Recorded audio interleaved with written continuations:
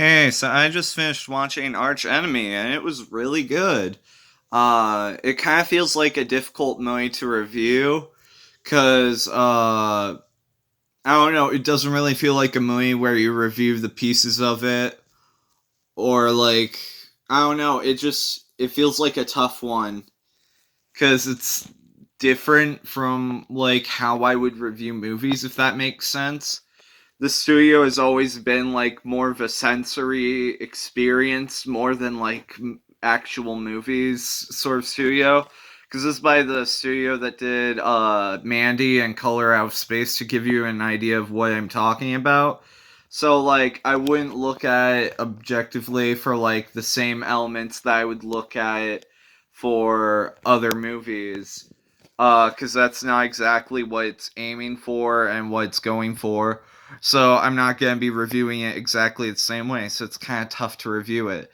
I'll just get it out of the way. I like it more than Mandy, but not as much as Color Out of Space. And I like all three of them.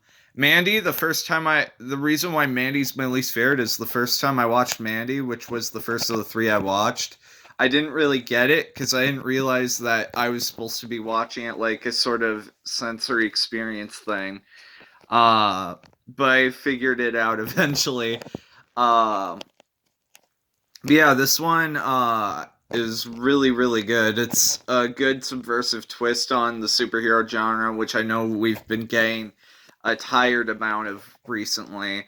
But the fresh spin on this is, what if we take away the superpowers from the superhero and just kind of follow them during that time where they never get to see them have any superpowers during the whole film. Now that's where the audience gets divisive on this film, is you never see the main character with any superpowers. But to me, that's interesting from a character piece perspective, because it makes for better characterization. The movie's plot was pretty predictable, but I don't think that really matters much since the movie's not really about the plot. The performances were great. The effects and animation style were very stylistic. Uh, and it was just more so like effective as an experience, which is really just what you want. Uh, there wasn't much action in it, but little action there was very well done. Um, and yeah, I really liked the character actor performances. Like there's some B-list celebrities, which isn't saying that they're bad celebrities, just celebrities a lot of people hadn't heard of, that were like the most exciting parts of the movie. Like for example, the guy in the lead role and the guy from It's Always Sunny. Like most people wouldn't know their names exactly. The movie was also produced by Elijah Wood, which is interesting. Yeah, I give the movie an 8 out of 10. What else can I go into? I guess one thing is I just really like the concept of the movie, and I really like the execution too. The soundtrack was cool. I loved how colorful it was, and it was very trippy.